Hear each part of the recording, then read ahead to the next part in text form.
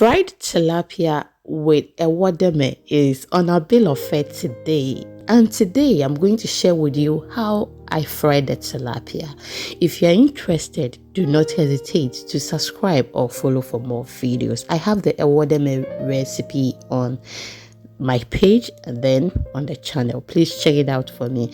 So I've washed my tilapia very well, but I'm going to give it a second wash with my lemon juice.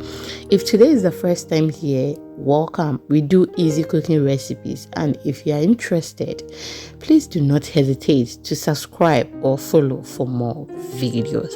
Now I'm going to add some water to that, and then I'm going to clean it very well behind camera. I'll get back to you.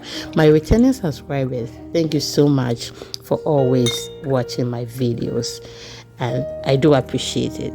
So now I have my all-purpose seasoning that I made at home. Okay, it is natural herbs and spice blend. I'll just go ahead and add it to the tilapia, add some water, add salt, and then let it stay there for some time. Today I brought you a very old video. Okay. Yes, just look at that. So I will cover it and then let it stay for some hours because I was doing something. Okay, but after 30 minutes it is okay. You can just remove it and then fry it. So after some hours, like 3 to 4 hours, this is how the tilapia is looking, and I'm just going to remove it, let it rest on the rack, and then I will get back to you.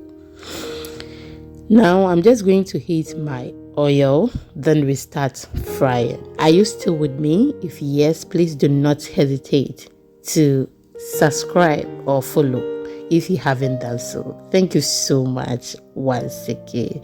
Mostly thank you. Yes, it's because I'm grateful. Okay, that is why I like saying it. Thank you, thank you, thank you.